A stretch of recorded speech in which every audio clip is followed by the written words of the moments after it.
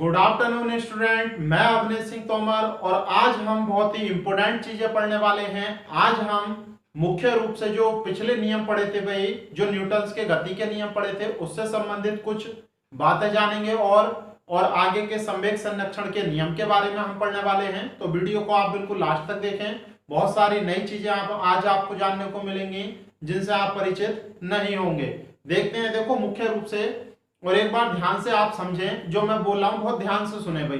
देखो इससे पिछली क्लास में हमने मुख्य रूप से न्यूटन के गति विषयक नियम पढ़े। हमने 3 नियम पढ़े थे भाई। पहला नियम हमने ये पढ़ा था कि यदि कोई वस्तु गति की अवस्था में है तो वो गति की ही अवस्था में रहेगी, और यदि ब्राम की अवस्था में है तो ब्राम की ही अवस्था में रहेगी, जब तक कि उस पर बाहर से कोई बल न लगाया जाए। यानी कि अगर कोई वस्तु अपनी पूर्व अवस्था में ही रहने की कोशिश करती है तब वहां पर न्यूटन की गति का नियम फॉलो होगा। फर्स्ट क्लियर है भाई। और दूसरा नियम हमने ये पढ़ा था कि संवेग संरक्षण की जो दर होती है, या संवेग, या आप ये कह सकते हैं संवेग परिवर्तन की दर बल के बराबर होती है, ये हमने पढ़ा था भाई। क्लियर है। या फिर द्रव्यमान और त्वरण के गुणनफल को बल कहते हैं। तो मुख्य रूप से संवेग में परिवर्तन की दशाओं को जहां पर देखा जाएगा वहां पर न्यूटन्स की गति का दूसरा लॉ फॉलो होगा, और जहां पर क्रिया और प्रतिक्रिया से संबंधित बातें सामने आएंगी वहां पर न्यूटन की गति का तीसरा नियम फॉलो होगा। तो इसी का एक एग्जाम्पल है, मैं बोल रहा हूं, आप लिखते हुए चलना भाई। बहुत जगह से मैंने इन चीजों का कलेक्शन किया है, जो पिछले गत वर्षों के क्वेश्चन थे, सारे प्रैक्टिस पेपर करने के बाद तब मैंने ये क्वेश्चन छांटे हैं भाई, जो पिछले वर्षों में पूछे जा चुके हैं। जैसे पहला क्वेश्चन ये है, अगर आप किसी बलून में हवा भरें, अगर आप किसी बलून में या गुब्बारे में हवा भरें तो वो ऊपर की ओर उठता है, तो वो ऊपर की ओर उठता है हवा भरने के बाद। तो इस पर गति का कौन सा नियम फॉलो होता है? इस पर गति का कौन सा नियम फॉलो होता है? तो आप याद रखना, जितनी आपने हवा के द्वारा क्रिया दी उतनी ही वो प्रतिक्रिया लगाकर ऊपर की ओर जा रहा है। यानी कि ये किस नियम को फॉलो कर रहा है? न्यूटन के तीसरे नियम को फॉलो कर रहा है। और देखो इससे पहले एक बात ये मैंने आपको बताई भी थी, अगर किसी पेड़ पर फल लगे हुए हैं और वो बिल्कुल शांत अवस्था में है, अचानक से आंधी आई और फल क्या होते हैं भाई? गिर जाते हैं। लेकिन हवा इतनी तेज चल रही है, पेड़ उखड़ के चले जाते हैं, लेकिन जो फल हैं वो हवा के साथ आगे क्यों नहीं जाते? तो आप याद रखेंगे, फल हमेशा जहां लटके होते हैं उसी के नीचे गिरते हैं। क्यों? चाहे आंधी कितनी भी तेज हो। तो आप याद रखेंगे कि फल मूल रूप से ब्राह्म अवस्था में होते हैं, टूट तो जाते हैं लेकिन अपनी ब्राह्म अवस्था को कायम रखते हैं। यानी कि उनमें ब्राह्म अवस्था का जड़त्व होता है और उसके कारण ही वो जहां से टूटते हैं और वहीं पर गिर जाते हैं। तो याद रखना, जड़त्व का नियम किसे कह रहे थे हम? प्रथम नियम को। तो यहां पर कौन सा नियम फॉलो होगा? पहला नियम। अब 2 क्वेश्चन बहुत इंपोर्टेंट, यहां पर कंफ्यूजन आपको हो सकती है। अगर देखो मैं आपको समझाता हूं। पहली बात तो ये है कि जब कोई बच्चा गद्दे पर कूदता है, किस पर? गद्दे पर, तो उसे चोट नहीं लगती, तो उसे चोट नहीं लगती।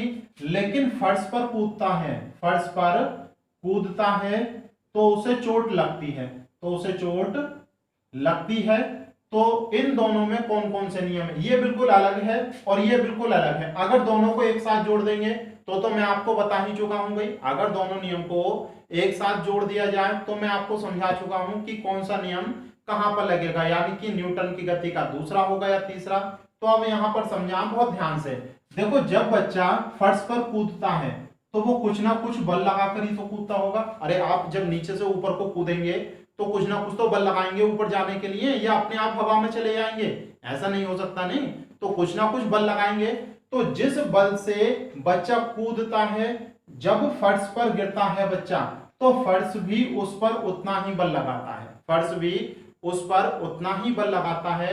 कहने का मतलब ये है, जितना ज्यादा बल से बच्चा कूदेगा उतना ही ज्यादा प्रतिक्रिया बल फर्श उस पर लगाएगा और चोट उसे क्या होगी? लगेगी। यानी कि क्रिया और प्रतिक्रिया का नियम फॉलो हो रहा है। और इस चीज से भी याद रखना, क्योंकि बल बराबर क्या होता है? F बराबर ma। यानी कि द्रव्यमान जितना ज्यादा होगा बल उतना ही ज्यादा होगा। तो ये आप समझ सकते हैं, एक छोटे बच्चा जब ऊपर से नीचे की ओर गिरता है तो उसके चोट कम लगती है, जबकि एक बड़ा बच्चा ऊपर से नीचे की ओर गिरता है या व्यक्ति ऊपर से नीचे गिरे तो उसके चोट ज्यादा लगती है। क्यों? क्योंकि बड़े बच्चे या फिर व्यक्ति में m द्रव्यमान ज्यादा होगा और ज्यादा होने के कारण ज्यादा बल से वो गिरेगा, और जितने ज्यादा बल से गिरेगा उतना ही उस पर प्रतिक्रिया बल ज्यादा लगेगा। तभी हम कहते हैं भाई कि छोटे बच्चे गिर जाते हैं ऊपर से तो उन्हें बहुत ज्यादा चोट नहीं लगती। उसका कारण यही है कि उनका द्रव्यमान यानी कि वेट कम होता है, जिस कारण उन पर जमीन का लगने वाला प्रतिक्रिया बल कम होता है। ये बात समझ पा रहे हैं आप? समझने की चीजें आज हम पढ़ने वाले हैं भाई, बहुत ध्यान से सुने और देखें। अब देखो गद्दे वाली बात पर आया हो आप। जब कोई बच्चा ऊपर से नीचे कूदता है लेकिन उस पर गद्दे पर कूदे, वो किस पर कूदे? गद्दे पर, तो धीरे धीरे वेग कम होता है उसका। धीरे धीरे क्या होता है? वेग कम होता है। और जब वेग कम होगा तो संवेग कम होगा, और हम जानते हैं F बराबर क्या होता है भाई?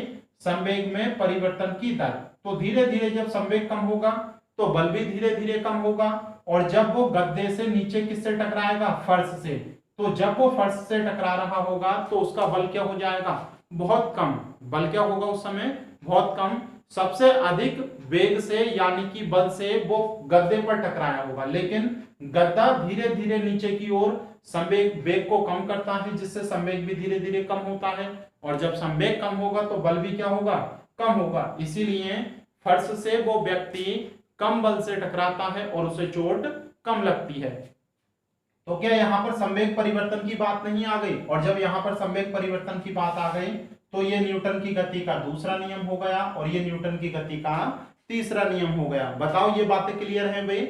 और देखो और भी बहुत सारे क्वेश्चन, जैसे एक एग्जाम्पल और हमने पढ़ा था भाई, जैसे ये कांच है, कोई कांच का कोई शीशा है भाई, ये सही है। तो यहां पर हमने गोली मारी और गोली मारने पर केवल यही वाला भाग निकल कर चला गया, यानी कि इसमें क्या हो गया भाई?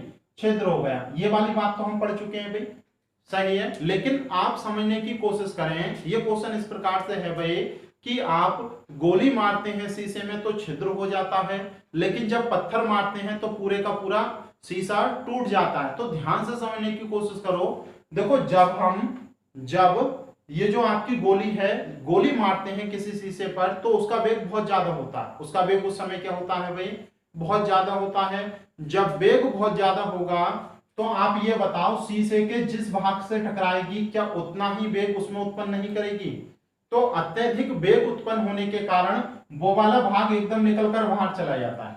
जिस भाग पर गोली टकराई वो भाग एकदम निकलकर बाहर चला जाता है। इतनी देर में पूरे कांच को यानी कि पूरे के पूरे शीशे को वेग प्राप्त होता, उससे पहले ही पूरे शीशे में वो वेग प्राप्त होता, उससे पहले ही गोली निकलकर पार चली जाती है, और शीशा अपनी ब्राह्म अवस्था को बनाए रखता है। क्योंकि पहले शीशा किस अवस्था में था? जो कांच था वो पहले किस अवस्था में था भाई? ब्राह्म अवस्था में। लेकिन जिस भाग पर गोली पड़ी उसका वेग इतना तीव्र हो गया कि कुछ चंद मिली सेकंड में ही निकलकर आर पार हो गया। वो जो गोली है वो निकलकर आर पार हो गई, जब उससे पहले ही ये जो शीशा था आपका वेग में आता, उससे पहले ही गोली निकल गई। इसीलिए शीशा किस अवस्था में बना रहता है? ब्राह्म की अवस्था में। अब ये मानकर चलो आप इस पर पत्थर मार रहे हैं, आप इस पर क्या मार रहे हैं? अब पत्थर। तो जब आप पत्थर मारेंगे तो इसका वेग क्या होगा भाई? पहली बात तो इसका वेग बहुत कम होगा। गोली बंदूक से छोड़ी गई है, पत्थर आप हाथ से फेंकेंगे, क्लियर है? तो जब हाथ से इसे फेंकेंगे तो वेग कम होगा। जैसे ही ये किस पर टकराएगा भाई? शीशे पर टकराएगा, तो बहुत अधिक वेग प्राप्त नहीं होगा शीशे को, और जब अधिक वेग प्राप्त नहीं होगा तो टूटने से पहले ही, शीशे के टूटने से पहले ही, जिस भाग पर पत्थर पड़ा उसके टूटने से पहले ही पूरे के पूरे शीशे को वेग प्राप्त हो जाता है। और जब शीशे को वेग प्राप्त होगा तो पत्थर के वेग से ही वो भी क्या होगा? आगे की ओर, और पूरे का पूरा शीशा टूट जाता है। और पूरे का पूरा शीशा क्या होता है भाई? टूट जाता है। तो ये लाइनें क्लियर हुई। देखो एक दो एग्जाम्पल और मैं आपको समझाता हूं, चीजें और ज्यादा समझ ले भाई, क्योंकि हो सकता है क्वेश्चन किसी भी तरह से आ जाए। जैसे आप ये मानकर चले भाई, ये एक जार है, ये क्या है?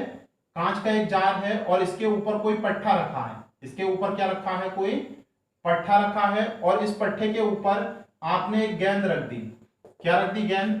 और इस समय ये तीनों बिल्कुल ब्राह्म की अवस्था में है, तीनों चीजें, पट्टा भी, गेंद भी, और ये जार भी। ये जार एक कांच की बोतल समझ सकते हैं भाई, उसके ऊपर पट्टा रख दिया आपने और उसके ऊपर गेंद, तो तीनों चीजें रेस्ट में हैं। लेकिन होता क्या है? जब हम पट्टे को बहुत तेजी से हटाते हैं, जब हम पट्टे को बहुत तेजी से हटाते हैं तो गेंद गति की अवस्था प्राप्त नहीं करती, यानी कि पट्टे के साथ गेंद नहीं जाती है। गेंद क्या होती है, नीचे की ओर किस में आ जाती है भाई, जार में। किस में आ जाती है, जार में। तो ये किसका एग्जाम्पल है, तो आप खुद देख सकते हैं, पहले वस्तु रेस्ट में है लेकिन गति उत्पन्न करने पर उसमें गति उत्पन्न नहीं हुई, उसने अपनी किस अवस्था को कायम रखा भाई, ब्राह्म की अवस्था को। तो ये गति का कौन सा नियम है, पहला नियम है। कौन सा नियम है भाई, पहला नियम। तो आप समझ गए होंगे, इसे तो घर पर भी करके देख सकते हैं। इतनी तेज वेग से इसे खींचो आगे की ओर कि ये वेग प्राप्त कर ही नहीं पाए और ये एकदम तुरंत क्या हो, नीचे की ओर, यानी कि अपनी अवस्था को ये किस में बनाए रखना चाहती है, ब्राह्म की अवस्था में। क्यों, अपने जड़त्व के कारण। क्लियर है। इसका ही एक एग्जाम्पल और देख सकते हैं आप, जैसे आप ट्रेन में सफर करते हैं भाई, तो आपके पास मान लो कोई बॉल है, आपके पास क्या है, कोई बॉल है और बॉल को आप ऊपर की ओर उछाल रहे हैं। बॉल को क्या कर रहे हैं भाई, आप ऊपर की ओर उछाल रहे हैं, तो बार बार वो आपके हाथ में ही गिरती है, बार बार बॉल आपके हाथ में ही गिरती है, ना तो पीछे की ओर और ना ही आगे की ओर। क्यों, क्योंकि जिस वेग से ट्रेन चल रही है उसी वेग से आप उसमें बैठे हैं, यानी कि आप भी गतिमान हैं, और उसी वेग से आपके हाथ में जो गेंद है वो भी उसी वेग से गतिमान है। तो तीनों चीजें बिल्कुल समान वेग से गतिमान हैं। क्या कोई फर्क पड़ेगा भाई, जिस वेग से आप आगे बढ़े उसी वेग से गेंद भी आगे बढ़ गई, यानी कि आपके हाथ में आकर गिर जाएगी। ये चीज डिफरेंट वहां पर हो जाएगी जब आप खिड़की में बाहर से गेंद फेंक कर मारे और ट्रेन चल रही हो। तो जहां पर आप गेंद फेंक कर मारोगे वो वाला भाग एकदम आगे की ओर गुजर जाएगा और खिड़की में गेंद नहीं जाएगी। तो क्लियर है भाई। ये कभी आपसे पूछा जाए तो याद रखना, प्रथम नियम का एग्जाम्पल है कि चलती हुई गाड़ी में गेंद उछालने पर वह हर बार हाथ में ही आती है। तो क्लियर है, सही है भाई। अगला देखो, अगला एग्जाम्पल, आपने हथौड़ा देखा होगा, हम्बल, आपने हथौड़ा देखा होगा भाई। हथौड़े में जो बैटा लगा होता है, हथौड़े में जो बैटा लगा होता है उसे ठोकने के लिए हम क्या करते हैं, उल्टा इस प्रकार से ठोकते हैं। तो ये किस गति के किस नियम का उदाहरण है, आप बताइए जरा। देखो, हथौड़े का जो ऊपर से हथौड़ा है, लकड़ी का ये बैटा है, ये हथौड़ा है, तो ये लोहे का है और ये लकड़ी किसकी है, लकड़ी। तो ये सारी की सारी चीजें किसमें है, रेस्ट में। तो आप जब उसे नीचे की ओर ठोकते हैं तो वो क्या होता है, अंदर की ओर चला जाता है। तो ये आपका नियम है गति का पहला नियम। कौन सा नियम है भाई, गति का पहला नियम। तो आप याद रख सकते हैं। तो इतने सारे एग्जाम्पल और हैं, और भी ढेरों सारे एग्जाम्पल हैं। अब मैं यहां तक समझ सकता हूं भाई कि चीजों को सोचने और समझने की क्षमता आपकी विकसित हो चुकी होगी। इससे संबंधित कोई भी क्वेश्चन आपका आएगा आप हैंडल कर लेंगे। क्लियर है भाई। देखो, एक एग्जाम्पल और भी देख सकते हैं, जैसे गोली चलाने पर गोली व्यक्ति के शरीर में घुस जाती है, गोली व्यक्ति के शरीर के अंदर चली जाती है। तो ये किसका एग्जाम्पल है, ये है दूसरे नियम का एग्जाम्पल। किसका है, दूसरे नियम का। कैसे, आप समझने की कोशिश करें भाई। जब गोली छोड़ी गई तो उसका वेग बहुत ज्यादा था, उसका वेग क्या था, बहुत ज्यादा, और वेग बहुत अधिक होने के कारण संवेग में परिवर्तन भी क्या होगा, संवेग भी क्या होगा, बहुत ज्यादा। लेकिन जैसे ही गोली शरीर से टकराई एकदम वेग क्या हो गया, शून्य। अरे रुक गई गोली, और रुकने के कारण संवेग में परिवर्तन भी क्या होगा, बहुत अधिक। उस समय संवेग में परिवर्तन क्या होगा, बहुत अधिक, क्योंकि इतने अधिक वेग से आ रही थी, एकदम वेग क्या हो गया, शून्य। और जब वेग एकदम शून्य हो गया तो संवेग में परिवर्तन क्या होगा, बहुत ज्यादा। और जब संवेग में परिवर्तन ज्यादा होगा तो एफ भी क्या होगा, बहुत ज्यादा। और जब फोर्स ज्यादा होगा तो इसी कारण गोली क्या होती है, शरीर के अंदर घुस जाती है। और यही कारण है कि जब आप नजदीक से मारते हैं तो पार भी निकल सकती है। क्यों, क्योंकि पास से ज्यादा वेग से लगती है तो और ज्यादा बल लगेगा भाई। तो ये चीजें आप समझ रहे होंगे। एक क्वेश्चन और है इसी का, देखो हम उसे भी क्लियर करते हैं भाई। जैसे ये कह सकते हैं आप, जो रॉकेट होता है, सही है, और जेट वायुयान ये किस सिद्धांत पर कार्य करते हैं। तो आप याद रखेंगे बल लाइन के लिए क्रिया प्रतिक्रिया के नियम पर। किस पर, क्रिया प्रतिक्रिया, यानी कि थर्ड लॉ पर, न्यूटन के किस लॉ पर, थर्ड लॉ पर। और इसी को संवेग संरक्षण का नियम भी कहते हैं। किस पर आधारित है ये, संवेग संरक्षण नियम पर। तो दोनों याद रखना भाई, क्रिया प्रतिक्रिया का नियम या फिर रॉकेट की जो उड़ान होती है वो संवेग संरक्षण के नियम पर भी आधारित है। अभी इसी को पढ़ने वाले हैं। पहले आप ये वाला एग्जाम्पल समझ लें, सही है। आप ये मानकर चल सकते हैं ये कोई रॉकेट है भाई, ये कोई रॉकेट है इस समय, और इस रॉकेट को अगर उड़ाया जाता है, इसे अगर ऊपर की ओर उड़ाया जाता है तो इस पर कौन सा नियम कार्य कर रहा है? न्यूटन की गति का तीसरा नियम, यानी कि क्रिया प्रतिक्रिया का नियम। तो कैसे फॉलो कर रहा है आप समझने की कोशिश करें। ये जो आपका रॉकेट है इसके अंदर कोई ज्वलनशील ईंधन होता है, इसके अंदर कोई ज्वलनशील ईंधन होता है, और इसे जलाकर इससे पीछे की ओर बहुत सारी गैसें छोड़ी जाती हैं। इसके पीछे की ओर जेट के रूप में बहुत सारी गैसें छोड़ी जाती हैं, और जितने वेग से ये गैसें नीचे की ओर आती हैं उतने ही वेग से रॉकेट ऊपर की ओर जाता है। मतलब गैसों द्वारा पीछे की ओर जितना बल लगता है उतना ही प्रतिक्रिया बल रॉकेट पर लगता है, और रॉकेट क्या होता है? उड़ जाता है। रॉकेट में उड़ने वाली कोई मशीन नहीं लगी होती है, रॉकेट में उड़ने वाली कोई मशीन नहीं लगी होती है, अपितु रॉकेट में पीछे की ओर निकलती हुई जो गैसें हैं उन्हीं के कारण रॉकेट ऊपर की ओर उड़ता है। क्लियर है भाई? तो याद रखना, गैस द्वारा जितनी क्रिया होगी उसकी ही उतनी ही प्रतिक्रिया से रॉकेट आगे की ओर जाएगा। और जब हमें रॉकेट को पलायन कराना होता है गुरुत्व केंद्र किससे? गुरुत्व क्षेत्र से पृथ्वी के, तो हम गैसों को इतनी तीव्र वेग से छोड़ते हैं, यानी कि इतना ईंधन भरते हैं कि गैसों का वेग कितना हो? 11.2 किलोमीटर प्रति सेकंड से भी अधिक हो, तभी तो ये हमारा क्षेत्र को पार करेगा भाई, गुरुत्वाकर्षण क्षेत्र को। तो आप याद रखना, यही केस होता है आपका जेट वायुयान में। जेट वायुयान में पीछे कोई ऐसा विस्फोट कराया जाता है जिससे कि जेट के रूप में बहुत सारी गैसें निकलें, और ये जो बहुत सारी गैसें निकलती हैं इनके कारण ही जेट वायुयान क्या होता है? आकाश में आगे की ओर जाता है। तो आपने नोटिस किया भी होगा भाई, कभी बहुत ऊंचाई पर एक रॉकेट नुमा चीज उड़ती हुई पीछे एक क्षेत्र छोड़ती हुई जाती है, और वो क्षेत्र होता है गैसों का। किसका क्षेत्र होता है भाई? गैसों का क्षेत्र होता है। तो इतनी बात क्लियर हो रही है या नहीं? तो ये बहुत सारे नियम थे, आप याद रखें। देखो अब हम अगला टॉपिक पढ़ने वाले हैं संवेग। तो आप हेडिंग लिख सकते हैं, अभी सारी चीजों को देखने वाले हैं भाई हम। आप हेडिंग लिखें संवेग या फिर मोमेंटम। संवेग या फिर मोमेंटम क्या होता है? तो देखो आप पहले तो ऐसे ही समझने की कोशिश करें। मान लो आपने कैरम बोर्ड में दो गोटे लिए, एक छोटा गोटा और एक बड़ा, और उन्हें हाथ से मारा, तो होगा क्या भाई? जो छोटा गोटा होगा वो तेजी से भागेगा, और जो बड़ा गोटा होगा वो हल्के भागेगा। सही है? कहने का मतलब ये है जिसका द्रव्यमान कम होगा वो तेज वेग से जाएगा, और जिसका द्रव्यमान ज्यादा होगा वो हल्के वेग से जाएगा। अब इसके अपोजिट ले लो आप, कि दो पिंड आपकी ओर आ रहे हैं समान वेग से, लेकिन एक बहुत विशाल पिंड है और एक छोटा पिंड है, तो आपको बल किसे रोकने के लिए कम लगाना पड़ेगा? छोटे पिंड को कम बल से रोका जा सकता है, लेकिन बड़े पिंड को रोकने के लिए आपको अधिक बल लगाना पड़ेगा। बड़े पिंड को रोकने के लिए अधिक बल लगाना पड़ेगा। क्या इससे आपको ये निष्कर्ष नहीं निकल रहा भाई कि जो द्रव्यमान है उस पर लगने वाला बल उस पर निर्भर कर रहा है कि या तो गति प्रदान करने के लिए या फिर रोकने के लिए लगने वाला बल किसी भी वस्तु पर उसके द्रव्यमान पर निर्भर करता है। जिसका द्रव्यमान कम होगा उसे ज्यादा वेग से छोड़ा जा सकता है, और जिसका ज्यादा होगा, आप खुद देख सकते हैं, एक इतना बड़ा पिंड ले उसे खूब दूर तक फेंक सकते हैं, या छोटी सी गेंद को ज्यादा दूर फेंक सकते हैं ज्यादा बल से। क्यों? क्योंकि गेंद का द्रव्यमान कम है और पत्थर का द्रव्यमान ज्यादा।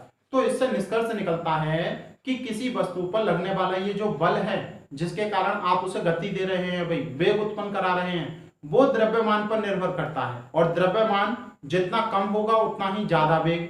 यानी कि एक दूसरे के क्या है ये? अरे एक दूसरे के क्या है? संपूरक हैं। जितना कम वेग होगा यानी कि उतना ही बड़ा पिंड है, और जितना ज्यादा वेग होगा यानी कि उतना ही छोटा पिंड है। तो इसीलिए संवेग को हम कहते हैं P, और किसी भी पिंड के द्रव्यमान और उसके वेग, किसी भी पिंड के द्रव्यमान और उसके वेग के गुणनफल को ही क्या कहते हैं हम? संवेग। क्लियर है भाई? तो याद रखेंगे, आप डेफिनेशन लिख सकते हैं। संवेग क्या होता है?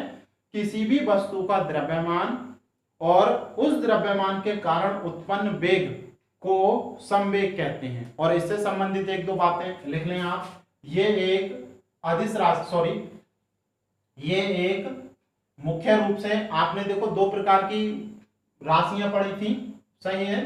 तो ये एक सदिश राशि है। कैसी है? सदिश राशि। और इसके साथ साथ ये भी कह सकते हैं ये कैसी है भाई? व्युत्पन्न राशि है। तो व्युत्पन्न राशि होने के साथ साथ सदिश भी है।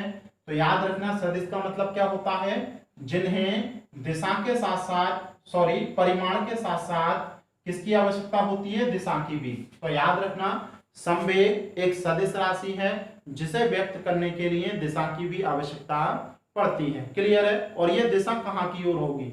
तो याद रखेंगे कि किसी भी कण के वेग की जो दिशा होगी, वेग की जो दिशा होगी वही किसकी दिशा होगी? उसके संवेग की। वही किसकी दिशा होगी भाई? संवेग की। अगर इसके मात्रक की बात करें तो कोई स्पेशल मात्रक नहीं है भाई इसका। द्रव्यमान को किलोग्राम में लिखेंगे और जो वेग होता है वो मीटर प्रति सेकंड। तो इसका मात्रक जो हो गया किलोग्राम मीटर प्रति सेकंड। अगर बीमा की बात करें तो बीमा क्या होगी? किलोग्राम, यानी कि द्रव्यमान के लिए m लिखते हैं भाई। हम द्रव्यमान के लिए क्या लिखते हैं? m लिखते हैं। और मीटर के लिए, लंबाई के लिए क्या लिखते हैं? l।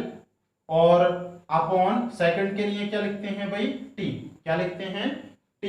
तो आप देख सकते हैं m l t माइनस 1 क्या हो जाएगी इसकी? बीमा। क्या हो जाएगी इसकी? बीमा। तो इतना क्लियर कर पा रहे हैं या नहीं? तो याद रखना ये होता है आपका संवेग। क्लियर है? ये होता है संवेग। अब देखो आप हेडिंग लिख सकते हैं संवेग में परिवर्तन और बल में संबंध।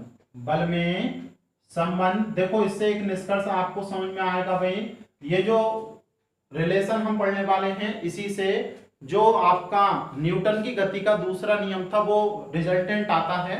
तो आप हेडिंग लिख लें कि संवेग में परिवर्तन और बल में संबंध किस प्रकार से निकालेंगे। तो देखो बहुत ध्यान से समझना आप। आपके पास एक गतिशील वस्तु है, आपके पास एक गतिशील वस्तु है जिसका द्रव्यमान कितना है? m। कितना द्रव्यमान है भाई? m। और ये किस वेग से गतिमान है? v1 वेग से गतिमान है। सही है। आपने क्या करा? इस पर F बल लगाया। F बल लगाया, पूरा लिखना जैसे मैं बता रहा हूं। एक गतिशील वस्तु जिसका द्रव्यमान m और वेग कितना है? v1, उस पर हमने F बल लगाया। और F बल लगाने के पश्चात, F बल कितने? t समय के पश्चात, डेल्टा t समय के पश्चात क्या होता है भाई?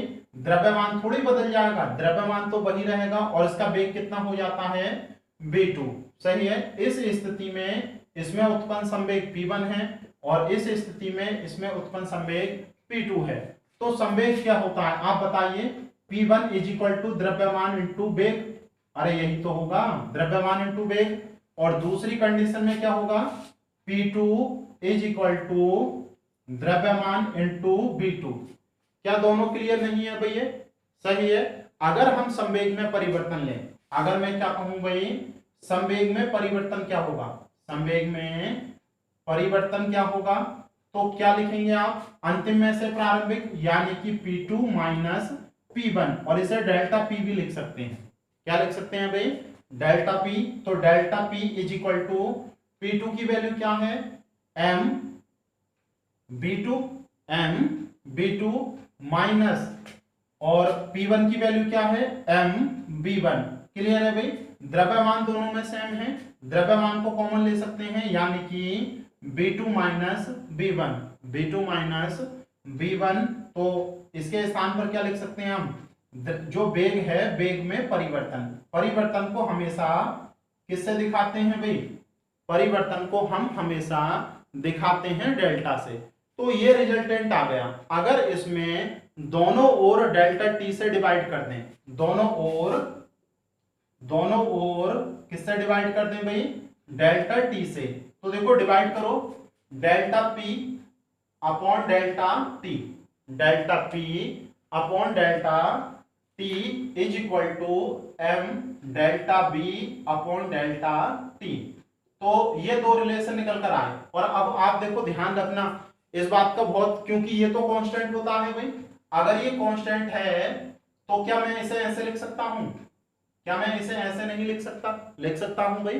तो इसके नीचे नोट करके लिख लें कि किसी भी वस्तु में उत्पन्न संवेग परिवर्तन की दर, किसी भी वस्तु में उत्पन्न संवेग परिवर्तन की दर उसके वेग परिवर्तन के अनुक्रमानुपाती होती है। यानी कि जितना ज्यादा वेग में परिवर्तन होगा उतना ही ज्यादा क्या होगा? संवेग में परिवर्तन। और वेग परिवर्तन को ही क्या कहते हो आप? त्वरण। यानी कि त्वरण में जितना ज्यादा परिवर्तन होगा उतना ही संवेग में परिवर्तन होगा। बार बार मैं इसी चीज को पढ़ाता आ रहा था आपको पहले से, और यहां पर देखो ये सिद्ध भी हो रही है। क्लियर है? और आप जानते हैं भाई संवेग परिवर्तन किसके बराबर होता है? अरे बल के बराबर होता है या नहीं? तो आप इसे ऐसे नहीं लिख सकते F बराबर ये क्या है m और ये क्या है a, तो ये व्यंजक आपका स्थापित हो गया भाई। सही है? यानी कि संवेग में परिवर्तन की दर किसके बराबर होती है? बल के, यानी कि F बराबर ma। क्लियर है? तो संवेग में परिवर्तन की दर से हम क्या निकाल सकते हैं? द्वितीय न्यूटन की गति के द्वितीय नियम का व्यंजक। इतना क्लियर है या नहीं? अरे क्लियर है? तो आप ध्यान रखना इसे। और अगले वीडियो में पढ़ने वाले हैं हम संवेग संरक्षण के नियम को, और ये भी मैं आपको समझाऊंगा कि जो रॉकेट होते हैं या फिर जेट वायुयान होते हैं वो किस प्रकार से आपके निर्भर करते हैं संवेग संरक्षण के नियम पर, यानी कि संवेग संरक्षण के नियम से कैसे उड़ते हैं। अभी तक डायरेक्ट पढ़ा होगा आपने, अब मैं आपको चीजों को समझाऊंगा। देखो ये चीज भी आपके समझ में आ गई होगी कि संवेग से कैसे हमने द्वितीय फॉर्मूला यानी कि सेकंड फॉर्मूला ड्राइव कर लिया। पीछे ये मैंने डायरेक्ट बताया था बिल्कुल आपको, अब मैंने आपको एक्सप्लेन करके भी दिखाया है। तो थोड़ा सा समय लग जाए भाई, इस समय पर्याप्त है हमारे पास, लेकिन हम चीजों को इतनी अच्छी तरह से पढ़ेंगे कि पढ़ने के बाद फिर भूले नहीं। आपने एक बार पढ़ा फिर भूल गए, फिर पढ़ा फिर भूल गए, तो एक बार में ऐसा पढ़ लो नहीं कि बहुत लंबे समय तक नहीं भूले आप। क्लियर है? तो आपको अगर ये चीजें पसंद आई हो तो वीडियो को लाइक जरूर करें और ज्यादा से ज्यादा वीडियो को शेयर करें भाई। कमेंट करके जरूर बताएं कि वीडियो आपको ये कैसी लगी। धन्यवाद।